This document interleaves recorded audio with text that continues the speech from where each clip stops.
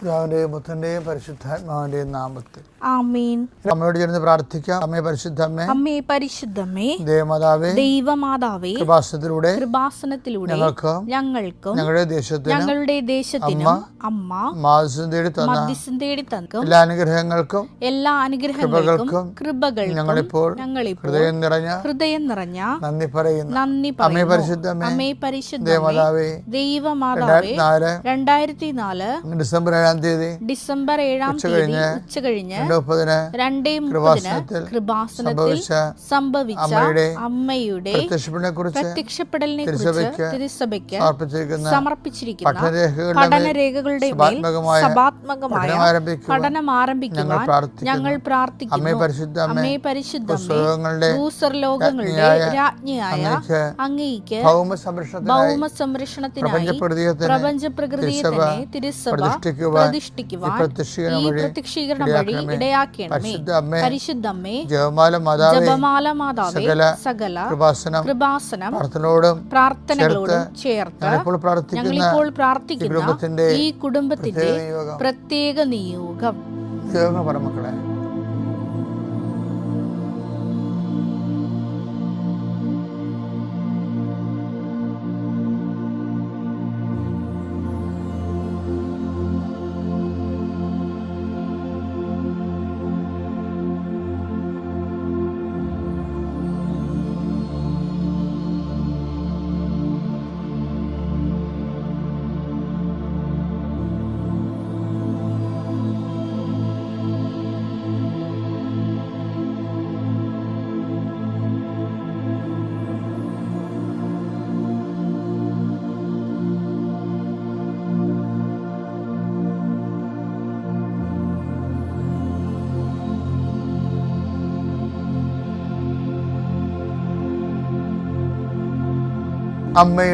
അമ്മയുടെ പ്രത്യക്ഷീകരണത്തിന്റെ ഈ അനുഗ്രഹവേളയിൽ ഞങ്ങൾക്ക് സാധിച്ചു തരുവാൻ കനിയണമേ.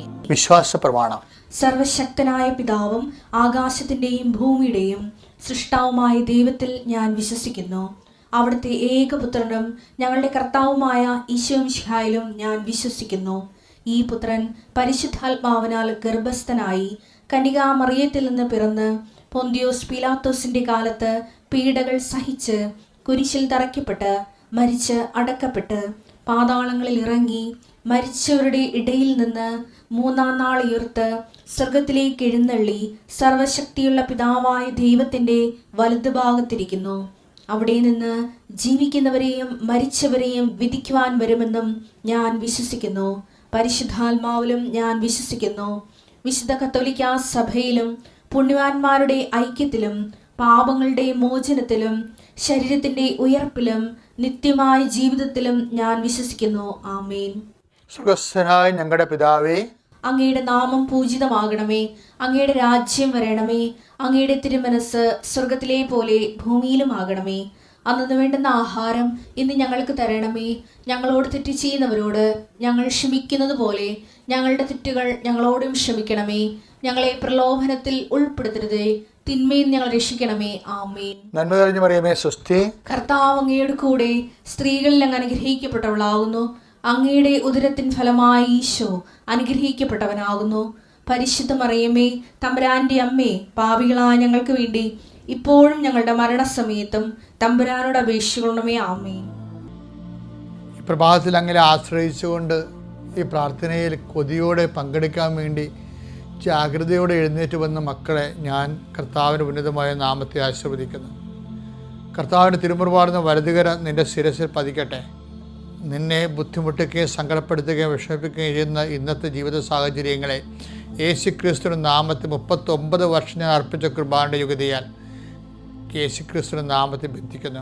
കർത്താവേ, നിൻ്റെ രോഗങ്ങൾ, കർത്താവേ, ഈ പ്രാർത്ഥനയിൽ പങ്കെടുക്കുന്ന മക്കളുടെ രോഗങ്ങൾ, അവിടെ ഹൃദയത്തിൻ്റെ ഭാരങ്ങൾ, ഏതെങ്കിലും ഉത്തരവാദിത്തങ്ങൾ നിർവഹിക്കാൻ പറ്റണില്ല എന്ന് വിചാരിച്ചുകൊണ്ട് വിഷമിക്കുന്നുണ്ടെങ്കിൽ ആ വിഷയത്തിൻ്റെ മേലെ ദൈവിക തീരുമാനം ഉണ്ടാകാൻ കൃപാസ്ഥാന ജീവനുടെ പ്രത്യക്ഷയുടെ മാതാവിൻ്റെ മധ്യസ്ഥത്തിൽ യേശു നാമത്തിൽ ഞാൻ നിന്നെ ആശീർവദിക്കുന്നു. ദൈവത്തിലെ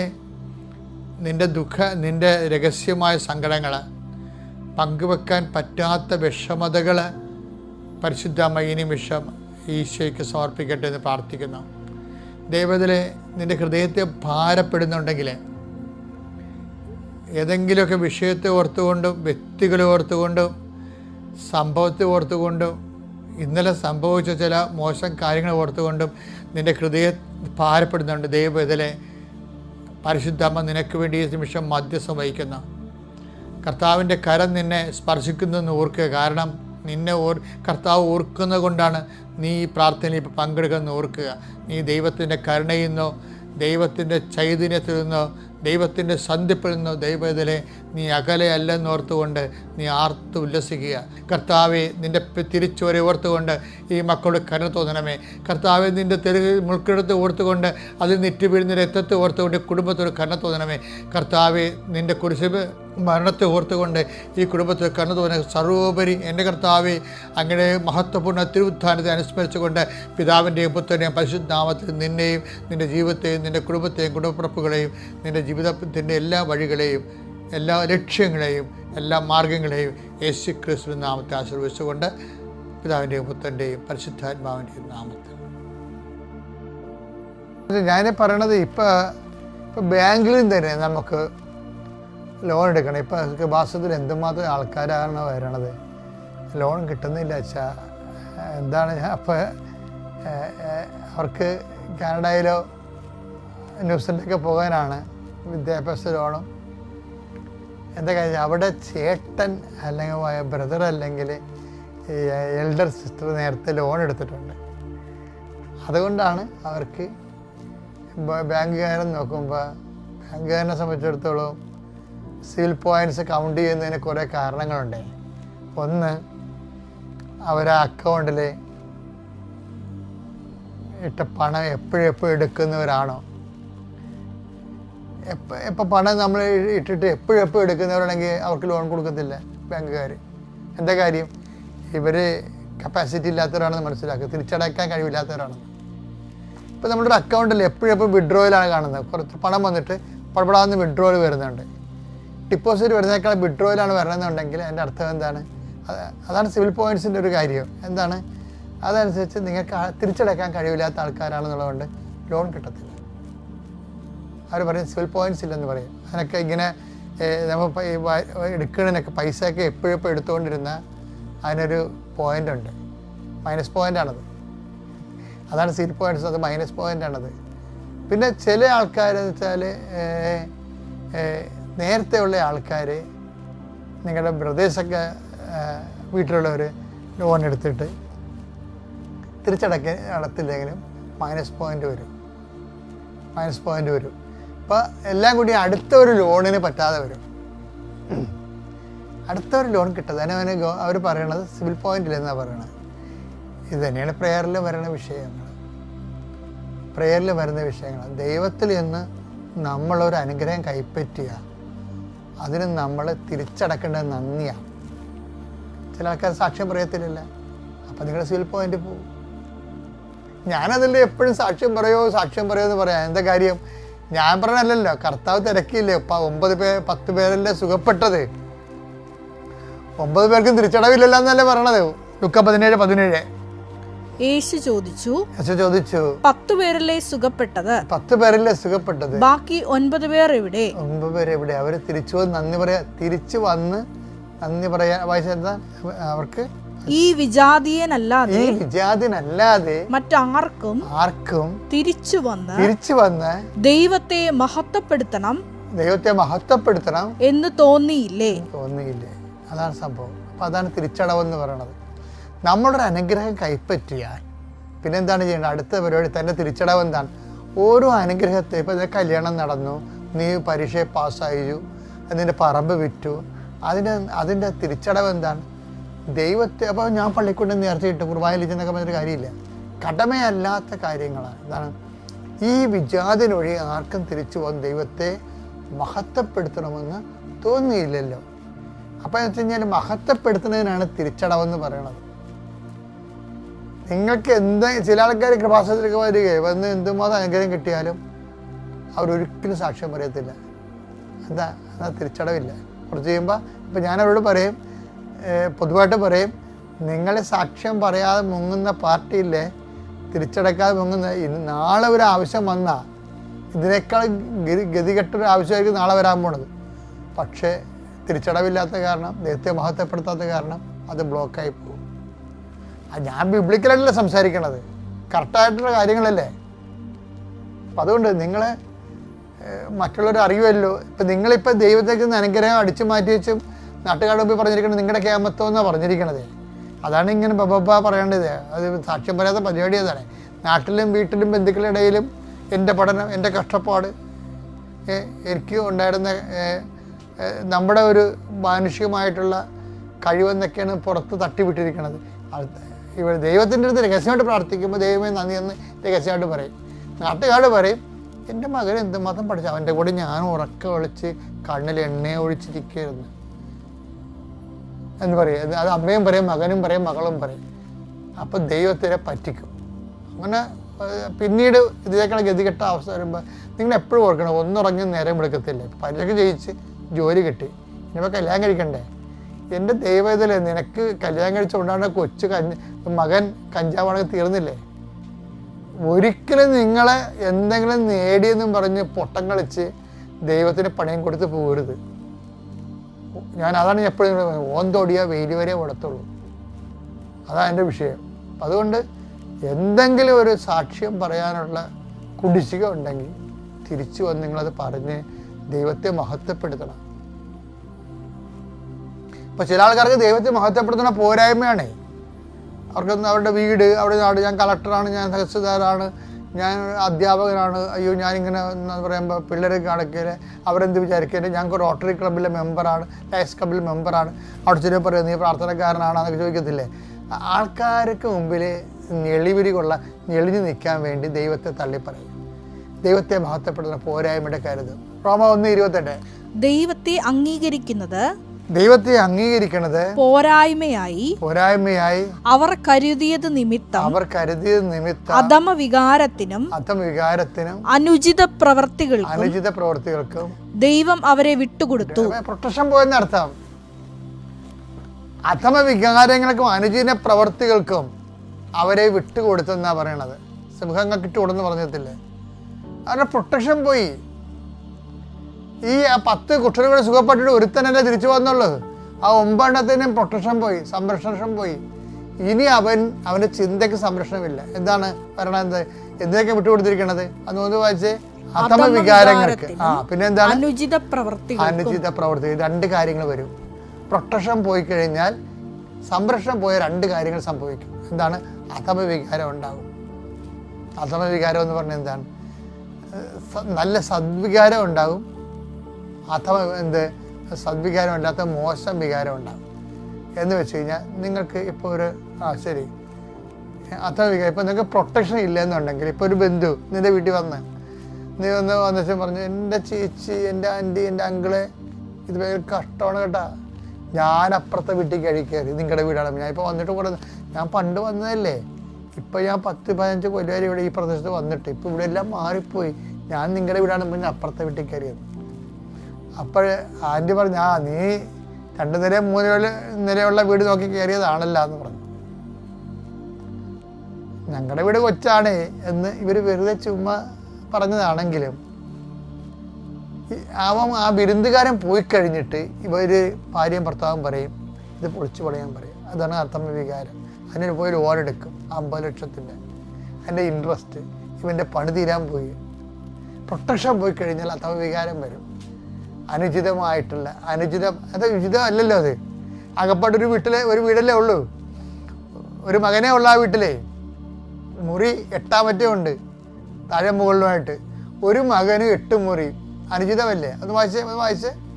ദൈവത്തെ അംഗീകരിക്കുന്നത് പോരായ്മയായി അവർ കരുതിയത് നിമിത്തം അധമ വികാരങ്ങൾക്കും അനുചിത പ്രവർത്തികൾക്കും അസൂയ, മത്സരം പോലെ അനുചിത പ്രവൃത്തി, ഉചിതമല്ലാത്ത പ്രവൃത്തി. എന്താണ്? അവർക്ക് സ്നേഹം പോയി കഴിഞ്ഞാൽ, ദൈവസ്നേഹം പോയി കഴിഞ്ഞാൽ പിന്നെ ഇത് അനുചിത പ്രവൃത്തികൾ വരും. 15 സ്നേഹം അനുചിതമായി പെരുമാറുന്നില്ല. അനുചിത പ്രവൃത്തി തന്നെ എപ്പോഴാണെന്ന് അറിയാവോ? സ്നേഹം പോയി ഇവർക്ക്. ഇവരിപ്പോൾ ഒരു മകനുണ്ട് അവിടെ, അവൻ ഓസ്ട്രേലിയയിലാണ് മറ്റാണ് പഠിക്കണത്. അവൻ അവിടെ കല്യാണം കഴിച്ച് അവിടെ വീട് സ്ഥലം മേടിക്കാൻ പോവുകയാണ്. ഈ അപ്പനും അമ്മയുടെ കാര്യം കണ്ടത് തീരാൻ കണക്കായി. ഇപ്പം എന്താണ്, എന്നിട്ട് ഇവരിവിടെ 8 നിലയുള്ള 8 മുറിയുള്ള വീട് ഇവിടെ വെച്ചിരിക്കുകയാണ്, താഴെ മുകളിലുമായിട്ട്.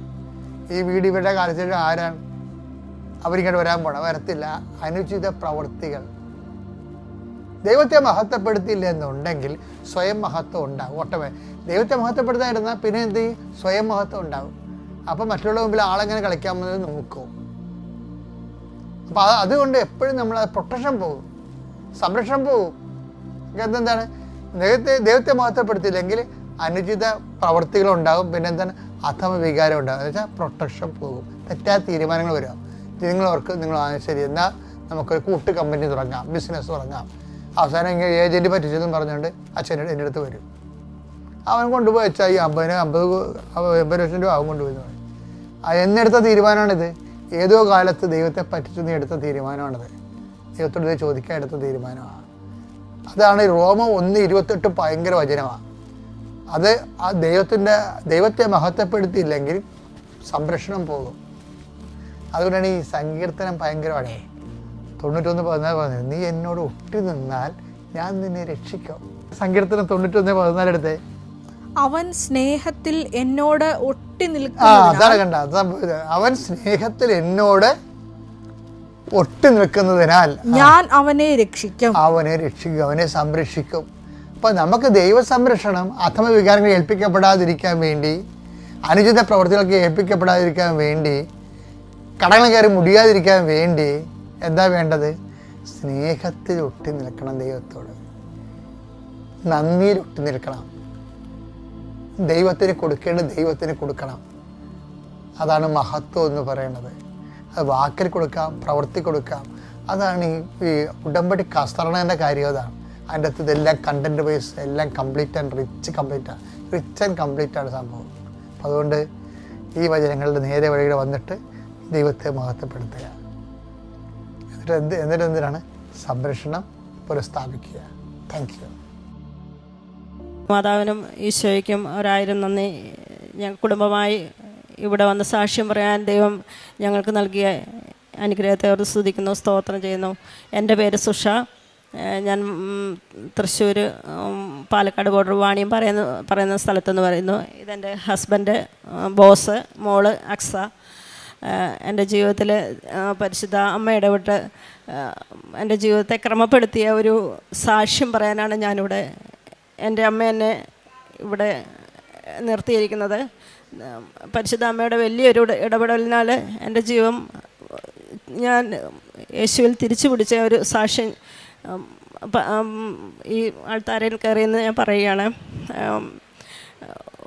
ഒത്തിരി വിശ്വാസത്തിലുണ്ടായിരുന്ന ഒരു സമയത്ത് ഞാൻ സീരിയലിൻ്റെയും TV ഷോയുടെയൊക്കെ അടിമത്തത്തിലായി വിശ്വാസത്തിന് താഴെ പോയി. കുറച്ച് കഴിഞ്ഞപ്പം കുടുംബ പ്രാർത്ഥനയെല്ലാം കുടുംബത്തിൽ അസ്വസ്ഥതയൊക്കെ ഉണർന്നെടുത്തു. അങ്ങനെ ആയപ്പം എനിക്ക് തന്നെ തോന്നി ഇങ്ങനെ പോയാൽ ശരിയാവത്തില്ലെന്ന്. ആ സമയത്ത് ഞാനിങ്ങനെ എൻ്റെ ചേച്ചി പറഞ്ഞ ഒരു ഇങ്ങനെ കൃപാസനത്തെക്കുറിച്ച് അറിയാനും ഈ ഒരു ഉടമ്പടി ധ്യാനം എടുക്കുക, അപ്പം അവിടെ പോയി ഉടമ്പടി എടുത്താൽ എല്ലാം ശരിയാവും എന്നൊക്കെ പറഞ്ഞപ്പോൾ എനിക്ക് അത്രയും ഒരു വിശ്വാസം തോന്നില്ല. പിന്നെ ഞാനിങ്ങനെ നോക്കിയപ്പോൾ കുറേ ഈ കൃപാസനത്തെക്കുറിച്ച് വേണ്ടാത്ത കാര്യങ്ങളൊക്കെ തോന്നിയപ്പം ഞാനത് അപ്പോൾ എനിക്ക് ഇത് ശരിയാവുമെന്നൊരു സംശയം തോന്നി.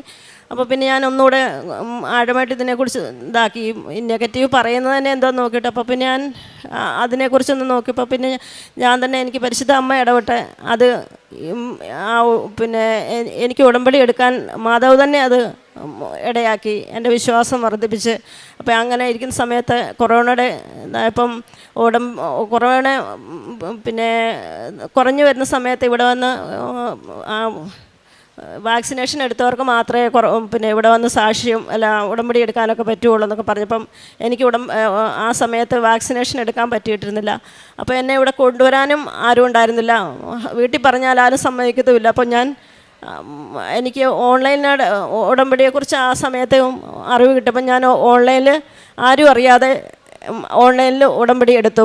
അപ്പം അച്ഛൻ ധ്യാനത്തിൽ പറയുന്നുണ്ട് പച്ചത്തിരിയും നീലത്തിരിയുടെയൊക്കെ കാര്യം പറയുമ്പം എനിക്കതിനെ സാധ്യതയില്ലാത്തൊരു സമയത്ത് ഞാൻ ചെറിയ തിരി മേടിച്ചേച്ച് കുഞ്ഞുങ്ങളുടെ പെയിൻറ്റ് എടുത്തിട്ട് ഞാൻ അതിൽ നീല കളറും പച്ച കളറും ഒക്കെ അടിച്ചേച്ച് വിശ്വാസത്തോടെ അമ്മയുടെ മുമ്പിൽ പ്രാർത്ഥിച്ചു. ആ ദിവസം തന്നെ എൻ്റെ കുടുംബത്തിൽ പ്രാർത്ഥന കുറവാണ്ടിരുന്ന കുടുംബ പ്രാർത്ഥന ക്രമപ്പെട്ടു. ബൈബിൾ വായന തുടങ്ങി. എല്ലാം പരിശുദ്ധ അമ്മ ഇടപെട്ട് ഈശോയിലൂടെ അതിന് വലിയൊരു വ്യത്യാസം വരുത്തി. അതുപോലെ കുഞ്ഞുങ്ങളാണേലും വിശ്വാസത്തിൽ ആഴപ്പെടാനിടയായി. ഉടമ്പടി എടുത്ത് 10 ദിവസത്തിനുള്ളിൽ മാതാവ് ഇടപെട്ട് 18 വർഷത്തിലേറെയായിട്ട് നാഷണൽ ഹൈവേക്ക് സ്ഥലം എടുത്തിട്ട് ഞങ്ങളുടെ കുറേ സ്ഥലം പോവുകയും ചെയ്തു. അതിലൊക്കെ എടുത്തു പോകേണ്ട എങ്ങനെ നോക്കിയാലും അത് പണിയാൻ പറ്റുന്നില്ലായിരുന്നു. അപ്പം ഞങ്ങൾ ഈ 10 ദിവസത്തിനുള്ളിൽ പിന്നെ എവിടെ നിന്നാണെന്ന് അറിയത്തില്ല, സാമ്പത്തികമായിട്ടും ക്രമപ്പെട്ടു. അതുപോലെ പണിക്കാരെ കിട്ടുമ്പോൾ 10 ദിവസത്തിനുള്ളിൽ മതിലും പണിതു. ആ സമയത്ത് തന്നെ കൊറോണ കാരണം അച്ഛൻ ഗൾഫിൽ നിന്ന് ഇവിടെ വന്നിട്ട് തിരിച്ചു പോകാൻ പറ്റിയില്ലായിരുന്നു. വിസ ക്യാൻസലായി. അപ്പം പിന്നെ പോകാൻ നോക്കിയിട്ട് വിസ പുതുക്കി കിട്ടുന്നുമില്ലായിരുന്നു. ഈ 15 ദിവസത്തിനുള്ളിൽ തന്നെയാണ് ഈ മതിൽ പണിയും പുള്ളിയുടെ വിസ പുതുക്കിയിട്ട് തിരിച്ചു പോകാനും പരിശുദ്ധ അമ്മ ഇടപെട്ടിട്ട് ആ കുറഞ്ഞ സമയത്തിനുള്ളിൽ നടക്കാത്ത കാര്യം അമ്മ ഇടപെട്ട് ഈശോയിലൂടെ ഞങ്ങൾക്ക് നേടിത്തന്നത്.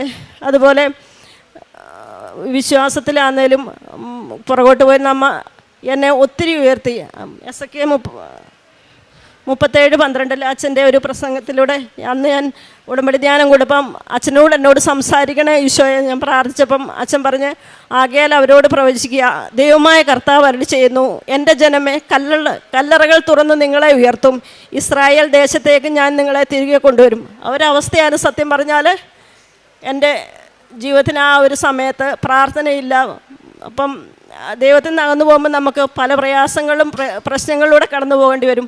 ഈശോയോട് ചേർന്ന് നമുക്ക് സഹനങ്ങളുണ്ടെങ്കിലും പക്ഷേ അത് സന്തോഷത്തോടെ ദൈവകരങ്ങൾ പിടിച്ച് നടക്കാൻ നമുക്ക് സാധിക്കും. അപ്പം ഇപ്പോൾ പരിശുദ്ധ അമ്മയുടെ വിട്ട് എൻ്റെ ജീവിതം വിശ്വാസത്തിൽ ആഴപ്പെട്ടു, വചനത്തിൽ ആഴപ്പെടുന്നു. കുഞ്ഞുങ്ങളാന്നേലും വിശ്വാസത്തിൽ ആഴപ്പെട്ടു. ഇപ്പോൾ അവർ ശുശ്രൂഷ ചെയ്യാനൊക്കെ തുടങ്ങുക. ഈ ഒരു ഓൺലൈൻ ഉടമ്പടി എടുത്തതിനുള്ളിലാണ് ഇത്രയും കാര്യങ്ങൾ നടന്നത്. 1 വർഷം അതുപോലെ കൊറോണ സമയത്തായിട്ട് 5 വർഷമായിട്ട് വിശ്വാസത്തിന് കുറച്ച് അകന്ന് നിൽക്കുമായിരുന്നു അച്ഛൻ. അപ്പം പുള്ളി പള്ളിയിലും വരുന്നില്ലായിരുന്നു, ഒന്നും ചെയ്യുന്നില്ലായിരുന്നു. അപ്പം ആ ഒരു ഇതിൽ ഈ ഓൺലൈൻ ഉടമ്പടി എടുത്ത് 1 വർഷം കഴിഞ്ഞപ്പം എനിക്ക് ഇവിടെ വരാനും അപ്പം എങ്ങനെ വരുമെന്ന് പറഞ്ഞത്, പക്ഷേ അതും തന്നെ പരിശുദ്ധാത്മ അമ്മ ഇടപെട്ട് അത്ഭുതകരമായിട്ട് എനിക്കിവിടെ വരാൻ ഇടയാക്കി. ആ ഒരു സമയത്ത് തന്നെ മോൾക്ക് താല്പര്യം ഉണ്ടായിരുന്നില്ല. അവളും എന്നിട്ട് ഉടമ്പടി എടുത്തു. പരിശുദ്ധ അമ്മയുടെ ഒരു ജപമാല ദിവസമാണ് അവൾ ഉണ്ടായത്. എനിക്ക് ആദ്യം അമ്മയുടെ വിശ്വാസം ഉണ്ടായിരുന്നു, പക്ഷേ ഇവിടെ ഗർഭിണിയായിരുന്ന സമയത്ത് ഞാൻ പോലും അറിയാതെ അമ്മ ആ ഒരു വിശ്വാസത്തിൽ എന്നെ ആഴപ്പെടുത്തുകയും അവളുടെ ആ പിന്നെ ജപമാല ദിവസം തന്നെ ഇവിടെ വന്ന് അവൾക്ക് ഉടമ്പടി എടുക്കാനൊക്കെ അമ്മ അനുഗ്രഹം തന്നു. അതുപോലെ ഹസ്ബൻഡ് ആണെങ്കിലും വിശ്വാസത്തിൽ പിന്നെ പുറകോട്ട് പോയിരുന്നത് 2ാമത്തെ ഉടമ്പടി ആയപ്പോഴത്തേക്കിന് അച്ഛന് വിശ്വാസത്തിൽ ആഴപ്പെടും. നേരത്തെ 24 മണിക്കൂറും എന്ന് പറഞ്ഞ പോലെ രാഷ്ട്രീയമായിട്ടുള്ള ചർച്ചകൾ കണ്ടുവരുന്ന ആൾ ഇപ്പോൾ ഏത് സമയത്തും പിന്നെ ഇവിടുത്തെ കൃപാസനത്തിൻ്റെ സാക്ഷ്യങ്ങളും അച്ഛൻ്റെ പിന്നെ ഉടമ്പടി ധ്യാനങ്ങളുമാണ് എപ്പോഴും കാണുന്നത്. ഇത്രയും വലിയൊരു അനുഗ്രഹമാണ് എൻ്റെ കർത്താവ് പരിശുദ്ധ അമ്മയിലൂടെ ഞങ്ങൾക്ക് നേടിത്തന്നത്. നന്ദി പറഞ്ഞാൽ തീരാത്ത അത്രയും വലിയ അനുഗ്രഹങ്ങളാണ് എൻ്റെ കർത്താവ് പരിശുദ്ധ അമ്മയിലൂടെ എനിക്ക് തന്നത്. നേർച്ച വസ്തുക്കൾ ഉപയോഗിച്ചതിലൂടെയാണ് ഭക്ഷണത്തിലൂടെയൊക്കെ ഞാൻ അച്ഛൻ അറിയാതെ ഭക്ഷണത്തിൽ നേർച്ച ഉപ്പൊക്കെ ഇട്ട് കൊടുക്കുമായിരുന്നു. അതുപോലെ പുള്ളി കിടക്കുന്ന കിടക്കയുടെ അടിയിൽ ഉപ്പിട്ട് ഒക്കെ പ്രാർത്ഥിക്കുമായിരുന്നു. അതുപോലെ തലയണക്കൽ വെന്തിങ്ങ പ്രാർത്ഥിച്ച് അങ്ങനെയൊക്കെ ഇട്ടിട്ടാണെന്നുള്ള വിശ്വാസത്തിലെ പുള്ളി അറിയാതെ, കാരണം ഞാൻ ഉടമ്പടി എടുത്തതുപോലും ആരും അറിയാതെ എനിക്ക് പേടിച്ചായിരുന്നു. പക്ഷേ എൻ്റെ അമ്മ എൻ്റെ ജീവിതത്തിൽ വലിയൊരു അത്ഭുതമാണ്. ഇത്രയും വലിയൊരു അനുഗ്രഹത്തോടെ കുടുംബമായിട്ട് ഇവിടെ വന്ന് പ്രാർത്ഥിക്കാനും സാക്ഷ്യം പറയാൻ ഞങ്ങളെ ഇടയാക്കിയത്. ഇപ്പം 4ാമത്തെ പുതുക്കൽ വന്ന് ഉടമ്പടി എടുക്കാനും പുതുക്കാനും അമ്മ അനുഗ്രഹിച്ചതിനെ ഓർത്ത് 1000 നന്ദി സ്തുതി അർപ്പിക്കുന്നു. എൻ്റെ കുഞ്ഞുങ്ങളുടെ പഠനത്തിലാണെങ്കിലും മോളെ കൊറോണ സമയത്തായിരുന്നപ്പം ഇതുങ്ങൾ എങ്ങനെ ജയിക്കണം, അപ്പം ക്ലാസ്സിൽ നേരെ എടുക്കുന്നില്ല. അപ്പം ഞാൻ അമ്മയോട് പറഞ്ഞു, അമ്മേ നാണം കെടാൻ ഇടയാക്കല്ല, എൻ്റെ കുഞ്ഞുങ്ങൾക്ക് ഉന്നതമായ വിജയം നൽകണം, അനുഗ്രഹിക്കണമെന്ന് പറഞ്ഞ മോക്ക് ക്ലാസ്സിൽ അവളുടെ ഇതിൽ ഡിസ്റ്റിങ്ഷനോട് പാസ്സാകും. കോളേജിൽ തന്നെ ടോപ്പറിൽ 3 അവൾക്ക് പാസ്സാകാനും പറ്റി. മോന് ഡിഗ്രി ഫസ്റ്റ് ക്ലാസ്സോടെ പാസ്സാവാനും പറ്റി. മോളുടെ സാക്ഷ്യം കാരുണ്യ പ്രവൃത്തി, ഞാൻ പിന്നെ പൊതിച്ചോറ് കൊടുക്കലുണ്ട്. അതുപോലെ ഈ ഉടമ്പടി ധ്യാനങ്ങളൊക്കെ ഞാൻ ഷെയർ ചെയ്യാറുണ്ട്. വിശ്വാസത്തിൽ ഇത് ധ്യാനത്തെക്കുറിച്ച് ഒത്തിരി പേരെ പറഞ്ഞിട്ട് ഉടമ്പടി എടുക്കാൻ പറഞ്ഞ് പ്രോത്സാഹിപ്പിക്കുക, ഉടമ്പടി എടുപ്പിച്ചിട്ടുണ്ട്. അതുപോലെ കാരുണ്യ പ്രവൃത്തിയായിട്ട് പിന്നെ ഓർഫനേജ്, ഞങ്ങളുടെ അവിടെ ഒരു സ്ഥലത്ത് ഓർഫനേജ് ഉള്ളിടത്ത് ആ ആരുമില്ലാത്ത ഈ പിന്നെ ഓട്ടിസം ബാധിച്ച പോലുള്ള കുഞ്ഞുങ്ങളുടെ ഒരു ഇതാണ്. അവിടെ പോയിട്ട് അവർക്ക് വേണ്ടി ആവശ്യങ്ങളൊക്കെ നിർവഹിച്ചു കൊടുക്കാൻ സാമ്പത്തികമായിട്ട് സഹായം കൊടുക്കുന്നുണ്ട്. പൊതിച്ചോറ് കൊടുക്കലുണ്ട്. രോഗികൾക്ക് സാമ്പത്തിക സഹായം ഇതാക്കുന്നുണ്ട്. എൻ്റെ വിശ്വാസത്തിൽ ആഴ്പ്പെടുവാൻ ഒത്തിരി പരിശുദ്ധ അമ്മ വഴി എനിക്ക് സാധിച്ചിട്ടുണ്ട്. ആത്മീയമായിട്ട് ഒത്തിരി വളരാൻ എനിക്ക് ദൈവമിടയാക്കി. ദേവമാതാവിനും ഈശോയ്ക്കും 1000 നന്ദി. അമ്മ പറഞ്ഞ പോലെ തന്നെ ഞങ്ങളാരും അറിയാതെയായിരുന്നു അമ്മ ഉടമ്പടി ഓൺലൈനായിട്ട് എടുത്തിരുന്നത്. അമ്മ ഉടമ്പടി എടുത്തതിന് ശേഷം കുടുംബ പ്രാർത്ഥനയും അതേപോലെ തന്നെ വിശ്വാസത്തിൽ ആഴപ്പെടുവാനൊക്കെ ആയിട്ട് ഒത്തിരി മാതാവ് ഈശോയോട് പറഞ്ഞ് ഞങ്ങളെ അതിനെല്ലാം ക്രമപ്പെടുത്തി. അതേപോലെ തന്നെ എനിക്ക് ആദ്യം വലിയ താല്പര്യമൊന്നുമില്ലായിരുന്നു. ഞാൻ ഇങ്ങനെ വിചാരിച്ചു, മാതാവ് എല്ലായിടത്തും ഉണ്ടല്ലോ, പിന്നെന്തിനാ ഇപ്പോൾ ഇതിനകത്ത് ഇങ്ങനെ കൂടുതൽ ഡിപ്പെൻഡ് ചെയ്യുന്നതെന്നൊക്കെ. പക്ഷേ ആദ്യമൊക്കെ അമ്മ ഇവിടെ തീർത്ഥാടന ഉടമ്പടി എടുക്കാൻ വരണം എന്നൊക്കെ പറഞ്ഞപ്പോൾ ആദ്യമായിട്ട് വന്നപ്പം ഇവിടുത്തെ തിരക്കൊക്കെ കണ്ടപ്പോഴത്തേക്കിനും എനിക്ക് ഭയങ്കര സഫോക്കേഷനായിരുന്നു. അന്ന് ഞാൻ പറഞ്ഞിരുന്നത് ഇനി ഞാൻ ഇങ്ങോട്ട് വരത്തില്ലെന്ന് പറഞ്ഞിട്ടായിരുന്നു ഞാനന്ന് പോയിരുന്നത്. പക്ഷെ അമ്മ 2ാമത്തെ പ്രാവശ്യം ഉടമ്പടി പുതുക്കാനൊക്കെ ആയിട്ട് വന്നപ്പം ഞാനിങ്ങനെ പല കാരണങ്ങൾ നോക്കി ഇങ്ങോട്ട് വരാതിരിക്കാൻ. പക്ഷേ ഞാനന്ന് ഞങ്ങൾ വരുന്ന വഴിയിൽ വണ്ടിയിലിരിക്കുന്ന സമയത്ത് ഞാൻ ഇൻസ്റ്റഗ്രാമിൽ ഒരു പോസ്റ്റ് കാണുവാണ്, എൻ്റെ സന്നിധിയിലേക്ക് ഞാൻ നിന്നെ കൊണ്ടുവരും. അപ്പം അത് കഴിഞ്ഞതിന് ശേഷം പിന്നെ കുറച്ചൊക്കെ ഇപ്പം ഞാൻ ഡിഗ്രിക്ക് പഠിക്കുമ്പം എനിക്ക് മാത്സ് എന്ന് പറയുന്ന സബ്ജക്റ്റ് 8ാം ക്ലാസ് തൊട്ട് ഭയങ്കര ബുദ്ധിമുട്ടായിരുന്നു. എനിക്ക് ആ വിഷയം പേടിയുമായിരുന്നു. അപ്പം ഡിഗ്രിക്ക് പഠിക്കുന്ന സമയത്ത് ഈ പറയുന്ന മാത്സ് എല്ലാവരും പറഞ്ഞു എനിക്കത് കിട്ടത്തില്ല, അല്ലെങ്കിൽ എനിക്കതിൽ അത്ര ബുദ്ധിയില്ല എന്നൊക്കെ. പക്ഷേ അമ്മ ഉടമ്പടി എടുത്ത വഴി ഞങ്ങൾക്ക് വേണ്ടിയൊക്കെ പ്രാർത്ഥിച്ചത് വഴി ഈശോ ഞാൻ പ്രതീക്ഷിച്ചതിനെക്കാട്ടിലും അപ്പുറത്തായിട്ട് എനിക്ക് ഡിസ്റ്റിങ്ഷനോടെയാണ് ഞാൻ ഡിഗ്രി പാസ്സായത്. അതേപോലെ തന്നെ ഞങ്ങളുടെ കോളേജിൽ കൊമേഴ്സ് ഡിപ്പാർട്ട്മെൻറ്റ് ടോപ്പേഴ്സിലും 3 പേരിൽ ഒരാളാവാനായിട്ടും അമ്മ മാതാവ് സഹായിച്ചു. അതിനുശേഷമാണ് പിന്നെ ഞാൻ CMA എന്ന് പറയുന്ന കോഴ്സ്, കോസ്റ്റ് മാനേജ്മെൻറ്റ് അക്കൗണ്ടൻറ്റ്, ആ കോഴ്സിന് ഞാൻ ജോയിൻ ചെയ്യുന്നത്. ഇന്ത്യയിൽ CA പോലെ തന്നെ ഏറ്റവും ടഫസ്റ്റ് ആയിട്ടുള്ള പരീക്ഷകളിലൊന്നാണ് അതും. അതെടുത്ത് ഞാൻ ഇൻ്ററിന് ജോയിൻ ചെയ്തപ്പം എനിക്ക് ആദ്യത്തെ ഇൻ്ററിൻ്റെ ഫസ്റ്റ് ഗ്രൂപ്പ് എക്സാം എഴുതാൻ പോകുമ്പോൾ എനിക്ക് ഭയങ്കര പഠിക്കാനായിട്ടൊന്നും തീരെ പറ്റുന്നില്ലായിരുന്നു. ജനുവരി 5-ന് എൻ്റെ എക്സാം, എനിക്ക് ഡിസംബർ ആയിട്ടും എനിക്ക് പഠിക്കാനായിട്ട് പറ്റുന്നില്ല. എൻ്റെ കൂടെയുള്ള ബാക്കിയുള്ള കുട്ടികളെല്ലാവരും 2ാമത്തെ വട്ടം റിവിഷനൊക്കെ കഴിഞ്ഞിരിക്കുമ്പോൾ എനിക്കിതിവിടെ തുടങ്ങാൻ പോലും പറ്റുന്നില്ലായിരുന്നു. അപ്പോൾ അമ്മ എപ്പോഴും എന്നോട് പറയുമായിരുന്നു, നീ ഉടമ്പടി എടുക്കേണ്ട, അറ്റ്ലീസ്റ്റ് നീ ഓൺലൈനിൽ ലൈറ്റ് ക്യാൻഡിൽ പ്രെയർ എങ്കിലും എടുക്കാൻ. അങ്ങനെ അമ്മയുടെ നിർബന്ധം സഹിക്കാൻ വയ്യാതെ ഞാൻ ഡിസംബറിൽ ഞാൻ ഓൺലൈനിൽ ക്യാൻഡിൽ ലൈറ്റ് പ്രെയർ എടുത്ത് പ്രാർത്ഥിച്ചു. അന്ന് ഞാൻ ക്യാൻഡിൽ ലൈറ്റ് പ്രെയർ എടുത്ത് ആ ദിവസം തന്നെ എനിക്ക് ഏറ്റവും ടഫായിട്ടുള്ളൊരു വിഷയം, എനിക്ക് ക്ലാസ് എല്ലാം കഴിഞ്ഞ് ഒരു ക്രാഷ് കോഴ്സ് 3 ദിവസത്തെ ഇതിന് ചേരാനായിട്ട് എൻ്റെ ഒരു സാറ്, അന്ന് ഒരു കാര്യവുമില്ല സാറിന് എനിക്ക് മെസ്സേജ് അയക്കേണ്ടത് ഒന്നും, പക്ഷേ സാറെന്ന് പറഞ്ഞു നിനക്ക് ഫ്രീ ആയിട്ട് നീ ആ ക്ലാസ് കൂടിക്കോ എന്ന് പറഞ്ഞു. അങ്ങനെ എനിക്ക് 1 മാസം 2-3 മാസമെങ്കിലും നല്ലപോലെ ഇരുന്ന് പഠിച്ചാലാണ് ഈ പരീക്ഷയൊക്കെ പാസ്സാവാൻ പറ്റുള്ളൂ. പക്ഷേ എനിക്ക് ആ കുറഞ്ഞ സമയം കൊണ്ട് അച്ഛൻ പറയുന്ന പോലെ തന്നെ അമ്മ മാതാവ് ടൈം ഷോർട്ടനിങ്ങിൻ്റെ മാതാവാണ്.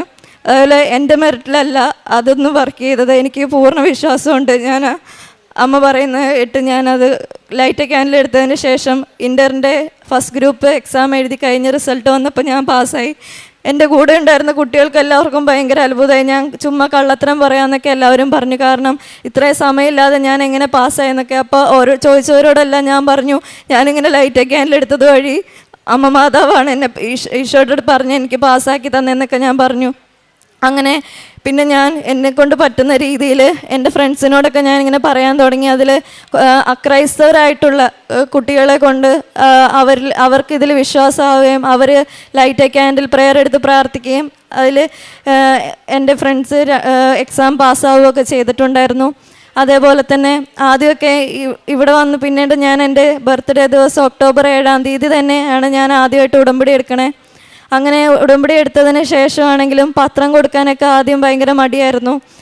പള്ളിയിലൊക്കെ ആദ്യം കൊടുക്കുമായിരുന്നു. പിന്നീട് അച്ഛൻ്റെ ധ്യാനത്തിലൂടെയൊക്കെ അച്ഛൻ പറയാറുണ്ടായിരുന്നു, നമ്മൾ അക്രൈസ്തവരായിട്ടുള്ളവർക്ക് എല്ലാം അങ്ങനെ കൊടുക്കണം, നമ്മൾ അവിടെ നമുക്ക് എളുപ്പപ്പണിയല്ല നമ്മൾ ചെയ്യേണ്ടത്. അപ്പോൾ അങ്ങനെയൊക്കെ ഇരിക്കുമ്പം ബസ് സ്റ്റോപ്പിലൊക്കെ പോകുമ്പോൾ, ബസ് സ്റ്റാൻഡിലൊക്കെ ആണെങ്കിലും അവിടെ കൂടെ എല്ലാം നടന്ന്, ഓട്ടോ ഡ്രൈവേഴ്സിനാണെങ്കിലും എനിക്ക് ആദ്യമൊക്കെ ഭയങ്കര പേടിയായിരുന്നു. മുസ്ലിംസിനൊക്കെ ഇങ്ങനെ പേപ്പർ കൊടുത്തിട്ടുണ്ടെങ്കിൽ അവർ ചീത്ത വിളിക്കുമെന്നൊക്കെ. പക്ഷെ എൻ്റെ അമ്മ മാതാവ് സഹായിച്ച് ഞാൻ മുസ്ലിംസിന് വരെയും ഹിന്ദുക്കൾക്കൊക്കെ ഞാൻ പേപ്പർ കൊടുത്തിട്ടുണ്ട്. ആദ്യം എനിക്കത് ഭയങ്കര നാണക്കേടായിരുന്നു. പക്ഷേ അതിൽ എൻ്റെ പരീക്ഷ പാസ്സാവാനും അതേപോലെ തന്നെ ഇൻ്ററിൻ്റെ 2 ഗ്രൂപ്പ് പരീക്ഷയും മാതാവ് എനിക്ക് പാസ്സാക്കി തന്നു. ഇപ്പം ഞാൻ ഫൈനലിൻ്റെ എക്സാം എഴുതിയിട്ടിരിക്കുകയാണ്. അതേപോലെ തന്നെ ഇപ്പോൾ ആദ്യമൊക്കെ ഭൗതികപരമായിട്ടുള്ള കാര്യങ്ങൾക്ക് വേണ്ടി പ്രാർത്ഥിക്കുമായിരുന്നെങ്കിലും പക്ഷേ ഇപ്പോൾ അതിനെക്കാട്ടിലുപരി നിത്യജീവന് വേണ്ടിയിട്ടും ആത്മാവിൻ്റെ ആത്മാക്കളുടെ രക്ഷയ്ക്ക് വേണ്ടിയിട്ടൊക്കെ ആയിട്ടും ഒത്തിരി പ്രാർത്ഥിക്കാനും, പിന്നെ ഇപ്പോൾ ഞാൻ ഏറ്റവും കൂടുതൽ നിയോഗം വെച്ചിരിക്കുന്ന കാര്യങ്ങളിൽ ആദ്യത്തെ 2 നിയോഗം പരിശുദ്ധാത്മാവിന് കൂടുതൽ വളരുവാനും അതേപോലെ തന്നെ ഒരു മരിയൻ മിഷണറി ആയിട്ട് മാറുവാനുമായിട്ടാണ് ഞാൻ എൻ്റെ നിയോഗങ്ങൾ വെച്ചിരിക്കുന്നത്. അതേപോലെ ഇത്രയും ഞങ്ങളുടെ കുടുംബത്തെ അനുഗ്രഹിച്ചതിന് അമ്മ മാതാവിനും ഈശോയ്ക്കും 1000 നന്ദി. സങ്കീർത്തനങ്ങൾ 18, 35, 36 തിരുവചനങ്ങൾ. അങ്ങനെക്ക് രക്ഷയുടെ പരിചയ നൽകി, അവിടുത്തെ വലതുകരം എന്നെ താങ്ങി നിർത്തി, അവിടുത്തെ വാത്സല്യം എന്നെ വലിയവനാക്കി, എൻ്റെ പാത അവിടുന്ന് വിശാലമാക്കി, എൻ്റെ കാലുകൾ വഴുതിയില്ല. സുഷാ ബോസ് എന്ന ഈ സഹോദരിയും ജീവിത പങ്കാളിയും മകൾ അക്സയും സന്തോഷത്തോടുകൂടി അവരുടെ കുടുംബത്തിന് ലഭിച്ച ഉടമ്പടി അനുഭവങ്ങളെയും അനുഗ്രഹങ്ങളെയും വാക്കുകളിലൂടെ സാക്ഷ്യപ്പെടുത്തുകയായിരുന്നു. സഹോദരി പറഞ്ഞു, അത് കോവിഡ് കാലത്താണ് ശരിക്കും ഉടമ്പടിയെക്കുറിച്ച് അറിഞ്ഞത്. ആദ്യത്തെ ട്രോളുകൾ കണ്ടപ്പോൾ അതിനോട് താല്പര്യക്കുറവുകൾ തോന്നി. പിന്നീട് അച്ഛൻ്റെ ധ്യാനങ്ങൾ കൂടിയപ്പോൾ ഉടമ്പടി എടുക്കണമെന്ന ആഗ്രഹം തോന്നി. എന്നാൽ വാക്സിൻ എടുക്കാതിരുന്നത് കൊണ്ട് ഇവിടെ വരാൻ പറ്റാത്ത സാഹചര്യമായി. അങ്ങനെയാണ് ഓൺലൈൻ ഉടമ്പടിയെക്കുറിച്ച് കേട്ടത്. അപ്പോൾ വീട്ടിൽ ആരോടും പറയാനുള്ള ഒരു പേടി, ഭയം, മറ്റുള്ളവർ എന്ത് കരുതും എന്ന് കരുതിയിട്ട് രഹസ്യമായിട്ടാണ് ഓൺലൈൻ ഉടമ്പടി സഹോദരി എടുക്കുന്നത്. അപ്പോഴാണ് ധ്യാനം കൂടുമ്പോൾ പച്ചത്തിരി നിലത്തിരി അത് കത്തിച്ചു വെച്ച് ഓരോ സമയത്തുമുള്ള പ്രാർത്ഥനയൊക്കെ കേൾക്കുന്നത്. സഹോദരി പറഞ്ഞു, അത് രഹസ്യമായിട്ടാണ് ഞാൻ ഉടമ്പടി എടുത്തത്, രഹസ്യമായിട്ടാണ് ഞാൻ എൻ്റെ ഉടമ്പടി പ്രാർത്ഥന തുടങ്ങിയതും. തിരികൾ അത് നിറത്തിൽ കിട്ടാത്തത് കൊണ്ട് കുഞ്ഞുമക്കളുടെ ആ പെയിൻറ്റ് എടുത്ത് തിരിയിൽ അതേ നിറം ചാർത്തിക്കൊണ്ട് ഞാൻ അമ്മയുടെ സന്നിധിയിൽ അങ്ങനെയാണ് എൻ്റെ ഉടമ്പടി ജീവിതം തുടങ്ങുന്നത്. അതൊരു താല്പര്യവും ഒരു ആഭിമുഖ്യവുമാണ്. കാരണം ഞാനൊരു പുതിയ ജീവിതക്രമത്തിലേക്ക് മാറുന്നു. ആ മാറുന്ന ജീവിതക്രമത്തിൽ ചേരുന്ന വിധം ഞാൻ ജീവിക്കുന്നു. അതിലെന്തെങ്കിലുമൊക്കെ എന്നോട് പറയുന്നുവെങ്കിൽ ഞാൻ എൻ്റെ യുക്തി കൊണ്ടോ എൻ്റെ വിചാരം കൊണ്ടോ വിചാരണ ചെയ്യില്ല, മറിച്ച് ഞാൻ അതിനോട് അനുസരണയുള്ള മനസ്സോടെ വിധേയപ്പെടുന്നു. അതിന് കാര്യങ്ങൾ അടയാളങ്ങൾ അപ്പോൾ തന്നെ കിട്ടിയത് സഹോദരി പറഞ്ഞു. ആ ഉടമ്പടി എടുത്ത് ജീവിച്ചു തുടങ്ങിയ ആ ദിവസം തന്നെ കുടുംബ പ്രാർത്ഥന അത് കുടുംബത്തിൽ ഇല്ലാതിരുന്നത് പുനരാരംഭിക്കുവാൻ പറ്റി, വചനം വായിച്ച് തുടങ്ങുവാൻ പറ്റി. 10 ദിവസം കൊണ്ട് തന്നെ ആ ഒരു ദേശീയപാതയ്ക്ക് സ്ഥലമെടുത്ത് പോയതിൻ്റെ മതിൽ നിർമ്മാണം തടസ്സപ്പെട്ട് കിടന്നത് അത് മതിൽ നിർമ്മിക്കുവാനായിട്ട് പറ്റി. 15 ദിവസത്തിനുള്ളിൽ തന്നെ കോവിഡ് മൂലം നാട്ടിൽ വന്ന ചേട്ടന് വിദേശത്ത് പോകുവാനാവാതെ കിടന്ന തടസ്സം മാറി ചേട്ടന് വിദേശത്തേക്ക് പോകുവാൻ വിസ അനുവദിച്ച് കിട്ടി. ഉടമ്പടി എപ്പോഴും ഓരോ വ്യക്തിയുടെയും മനസ്സിനെയും മനോഭാവത്തെയും ആശ്രയിച്ചിരിക്കും. നമ്മൾ റൂട്ട് ക്ലിയറാക്കിയാൽ ദൈവം നമ്മുടെ റൂട്ടിൽ വന്നു നിന്ന് ജീവിത വിഷയങ്ങളെ ഏറ്റെടുത്ത് ഓരോന്നോരോന്നായി പരിഹരിച്ചു കൊണ്ടിരിക്കും. സഹോദരി അത് കൃത്യമായി പറയുന്നുണ്ട്. ഞാൻ അന്ന് വരെ സീരിയലിന് അഡിക്റ്റഡ് ആയിരുന്നു, TV കാണുന്നതിന് അഡിക്റ്റഡ് ആയിരുന്നു.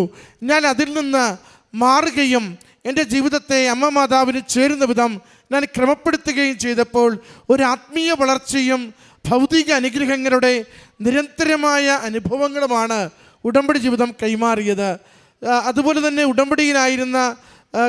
ഉടമ്പടി ജീവിതത്തിലേക്ക് വരുമ്പോൾ സഹോദരനുണ്ടായിരുന്ന കാര്യങ്ങൾ ക്രമപ്പെട്ടതിനെ പറ്റി പറഞ്ഞു. ഭക്ഷണത്തിൽ അത് ഉപ്പ് ചേർത്ത് കൊടുക്കുമ്പോൾ, അത് തലയിണയിൽ അമ്മ മാതാവിൻ്റെ കാശുരൂപം ചേർത്ത് വയ്ക്കുമ്പോൾ എല്ലാം നന്മയ്ക്ക് വേണ്ടിയാണ്, ദോഷത്തിനല്ല. ഓർക്കണമേ, നമ്മളൊരാൾ ഉടമ്പടി എടുക്കുകയും നമ്മുടെ കൂടെയുള്ളവരുടെ ജീവിതങ്ങളെ ക്രമപ്പെടുത്തുവാനായി കൂടുതൽ നന്മയുള്ളതാക്കുവാനായി ചില ശീലങ്ങൾ മാറുന്നതിന് വേണ്ടി നമുക്ക് ഇടപെടുവാനാകും, അമ്മയുടെ കരങ്ങളിൽ കൊടുത്തുകൊണ്ട് പ്രാർത്ഥിക്കുവാനാവും.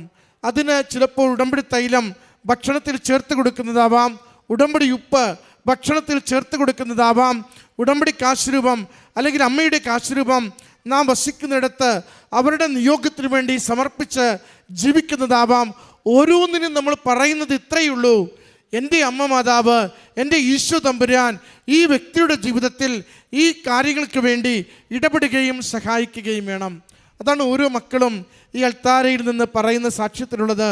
ഞങ്ങളിതിങ്ങനെ ഉപയോഗിച്ചു, അത് വിശ്വാസത്തോടെ പ്രയോഗിച്ചു, അത് അനുഗ്രഹത്തിന് കാരണമായെന്ന്. മകളെന്ത് സുന്ദരമായിട്ടാണ് മകളുടെ ഉടമ്പടി അനുഭവത്തെ സൂചിപ്പിച്ചത്. അവൾ പറഞ്ഞു, എനിക്ക് വലിയ താല്പര്യമുണ്ടായിരുന്നില്ല, ഇവിടെ വന്ന് ആൾക്കൂട്ടം കണ്ടപ്പോൾ എനിക്കത് സഫക്കേഷനായി, ഇനി ഒരിക്കലും തിരിച്ചു വരരുതെന്ന് കരുതിയാണ് ഞാൻ ഇവിടുന്ന് തിരികെ പോയത്. പക്ഷേ എനിക്ക് കൃത്യമായി അമ്മ മാതാവിൻ്റെ സന്ദേശം കിട്ടി. ഞാനത് ഒരു വാഹനത്തിൽ സഞ്ചരിക്കുമ്പോൾ ഇൻസ്റ്റയിൽ എനിക്ക് കൃത്യമായ സന്ദേശം നൽകി, ഞാൻ നിന്നെ തെരഞ്ഞു പിടിച്ച് കൂട്ടിക്കൊണ്ട് വരികയാണെന്ന്. പ്രിയമുള്ളവരെ, നമ്മൾ ഓരോരുത്തരും ഈ മണ്ണിൽ കാൽ ചവിട്ടിയിട്ടുണ്ടോ? അത് അമ്മ മാതാവ് കൂട്ടിക്കൊണ്ട് വന്നിട്ട് മാത്രം കാൽ ചവിട്ടിയവരാണ്. കാഴ്ചയ്ക്ക് വേണ്ടി വന്നവരല്ല, വെറുതെ ഒന്ന് എത്തി നോക്കുവാൻ വന്ന് പോകുന്നവരുമല്ല. മറിച്ച് നിങ്ങളുടെ ജീവിതത്തിൻ്റെ സാഹചര്യങ്ങളെ, അവസ്ഥകളെ അമ്മ മാതാവ് അറിഞ്ഞ് കണ്ട് അമ്മയുടെ അരികിലേക്ക് കൂട്ടിക്കൊണ്ടുവന്ന് അമ്മ ജീവിതത്തെ ക്രമപ്പെടുത്തുവാൻ ആഗ്രഹിച്ചുകൊണ്ട് നമ്മളെ ഈ ആലയത്തിലേക്ക് കൊണ്ടുവരുന്നതാണ്. അതുകൊണ്ട് നിങ്ങളിവിടെ വന്നിട്ടുണ്ടോ? നിങ്ങളുടെ ജീവിതത്തിൽ അനുഗ്രഹത്തിൻ്റെ ആരംഭം തുടങ്ങിയിട്ടുണ്ട്. നിങ്ങളിവിടെ വന്നിട്ടുണ്ടോ? നിങ്ങളുടെ ജീവിത പ്രശ്നങ്ങൾക്ക് പരിഹാരം തുടങ്ങിയിട്ടുണ്ട്. മകൾ എന്താ പറഞ്ഞത്? 8ാം ക്ലാസ് മുതൽ കണക്കെനിക്ക് പ്രശ്നമാണ്. ഞാൻ ആ ചെറിയ ക്ലാസ് മുതൽ ഏറെ പേടിച്ചാണ് കണക്കിനെ സമീപിച്ചിരുന്നത്. അവൾ പഠിച്ചത് മുഴുവനും കണക്കാണ്. കൊമേഴ്സ് എന്ന് പറയുന്നത് കണക്ക് മാത്രമല്ലേ ഉള്ളൂ. അവൾ +2 പഠിച്ചത്, ഡിഗ്രിക്ക് പഠിച്ചത്, CMA പഠിച്ചത് എല്ലാം കണക്കാണ്. അതാണ് നമുക്ക് ഏതാണോ ഏറ്റവും ഭാരപ്പെട്ടത്, ഒഴിവാക്കണമെന്ന് ആഗ്രഹിക്കുന്നത്, നമുക്കത് അനുഗ്രഹത്തിന് കാരണമാകുമെന്ന് ദൈവത്തിനറിയാമെങ്കിൽ നമുക്കതിൻ്റെ വഴികളെ ഒരുക്കി തന്നുകൊണ്ടിരിക്കും. ആ വിഷയത്തെ ഉപേക്ഷിക്കുവാനല്ല, മറിച്ച് ആ വിഷയത്തെ എങ്ങനെ അനുഗ്രഹത്തിന് കാരണമാക്കാമെന്ന് നമ്മളെ നിരന്തരം അത് ഓർമ്മിപ്പിച്ചുകൊണ്ടിരിക്കും. മകൾ പറഞ്ഞു, അത് ഞാൻ ഉടമ്പടിയെടുത്ത് മുന്നോട്ട് പോകുമ്പോൾ എനിക്കൊരു മെസ്സേജ് ഇടുകയോ വിളിക്കുകയോ ചെയ്യേണ്ടാത്ത സാറ് എന്നെ വിളിച്ചിട്ട് പറഞ്ഞു, നീ 3 ദിവസത്തെ ഈ ഓൺലൈൻ കോഴ്സ് കൂടുന്ന. ഞാൻ കോഴ്സ് കൂടി. ഏറെ പ്രശ്നമുള്ള, ഏറെ പ്രയാസമുള്ള ഒരു പരീക്ഷ ചുരുങ്ങിയ ദിവസം കൊണ്ട് എനിക്ക് അറ്റൻഡ് ചെയ്യുവാൻ എനിക്ക് അവസരമൊരുങ്ങി. എല്ലാവരും കരുതി വെറുതെ എഴുതുകയാണെന്ന്. നല്ല മാർക്കോടെ അത് വിജയിക്കുവാൻ എൻ്റെ അമ്മ മാതാവ് എന്നെ സഹായിച്ചു. എൻ്റെ കഴിവല്ല, എൻ്റെ ഓർമ്മശക്തിയല്ല, എനിക്ക് ആ വിഷയത്തിലുള്ള അറിവുമല്ല, മറിച്ച് എൻ്റെ അമ്മയുടെ കൃപയാൽ മാത്രം എനിക്ക് വിജയിക്കുവാൻ സാധിച്ചുവെന്ന് മകൾ സാക്ഷ്യപ്പെടുത്തുകയാണ്.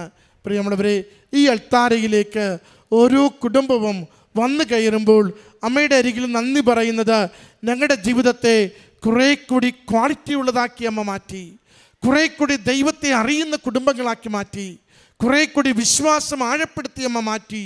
അതോടൊപ്പം ഭൗതികമായ നന്മകൾ കൊണ്ട് ഞങ്ങളുടെ ജീവിതങ്ങളെ അനുഗ്രഹിക്കുകയും ചെയ്തുവെന്ന്. നമുക്ക് ദൈവസ്നേഹത്തോടുകൂടി ദൈവത്തിനരികിലേക്ക് ചേർന്ന് നിൽക്കുവാൻ തയ്യാറാണെങ്കിൽ അമ്മ മാതാവും ഈശോയും നമ്മളെ വിസ്മയിപ്പിക്കുന്ന ജീവിതാനുഭവങ്ങൾ കൊണ്ട് നിരന്തരം അനുഗ്രഹിച്ച് നയിക്കുന്നത് നമുക്ക് കാണുവാനാകും.